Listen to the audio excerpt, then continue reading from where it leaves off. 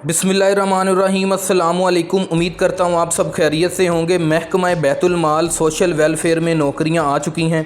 ये नौकरियाँ कौन कौन सी हैं, इन नौकरियों के लिए आपने एप्लीकेशन किस तरह से जमा करवानी है, इन नौकरियों के लिए आपकी तलीमी काबिलियत क्या होगी, इन नौकरियों की आपको माहाना तनख्वाह कितनी मिलने वाली है, सारी डिटेल आपको इस वीडियो में मैं बताने वाला हूँ। वीडियो को लाइक लाजमी कर दें। तो चलते हैं अपनी वीडियो की तरफ। महकमा सोशल वेलफेयर बैतुल माल रावलपिंडी डिवीज़न में ये नौकरियां अनाउंस हुई हैं।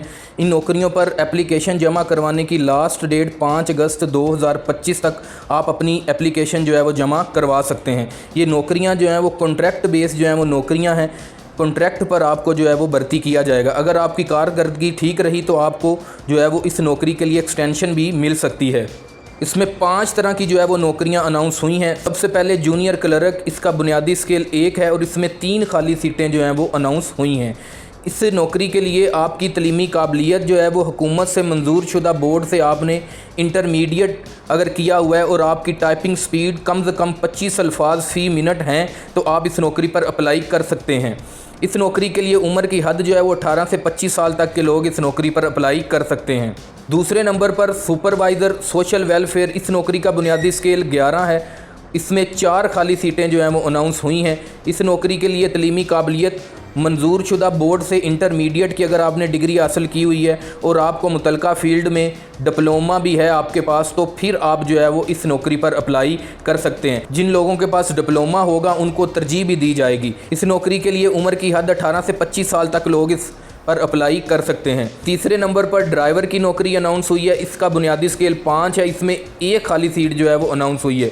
इस नौकरी के लिए आपकी तलीमी काबिलियत मिडिल पास लोग इस पर अप्लाई कर सकते हैं और उनके पास वैलिड जो है वो ड्राइविंग लाइसेंस होना चाहिए और 5 साल का तजर्बा भी होना चाहिए। इस नौकरी के लिए उम्र की हद 18 से 25 साल तक के लोग इस पर अप्लाई कर सकते हैं। चौथे नंबर पर नायब कासद की नौकरी है। इस नौकरी का बुनियादी स्केल 1 है।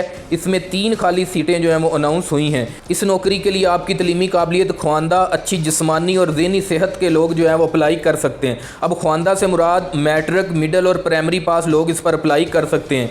इस नौकरी के लिए उम्र की हद 18 से 25 साल तक के लोग इस पर अप्लाई कर सकते हैं। 5वें नंबर पर चौकीदार की नौकरी है।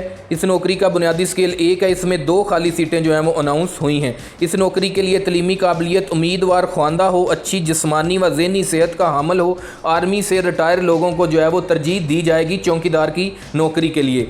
इस नौकरी पर अप्लाई करने के लिए एज लिमिट जो है वो 18 से 30 साल तक के लोग इस पर अप्लाई कर सकते हैं। इन नौकरियों के लिए शराइत व ज़वाबत क्या हैं? अगर आप पहले से किसी गवर्नमेंट या सेमी गवर्नमेंट में नौकरी कर रहे हैं तो आपने जो है वो पहले NOC लेना है और फिर इन नौकरियों पर जो है वो एप्लीकेशन जमा करवानी है। आपको इंटरव्यू के लिए और टेस्ट के लिए तभी कॉल की जाएगी अगर आप सही तरीके से जो है वो एप्लीकेशन जमा करवाएंगे। आपने अगर 1 से 2 सीटों के लिए अप्लाई करना है तो आप जो है वो हर नौकरी के लिए अलग से जो है वो दरख्वास्त देंगे और दरख्वास्त के लिफाफे के बाहर आपने जिस असामी पर जो है वो अप्लाई करना है उसका वाज़िया नाम भी जो है वो लिखना है।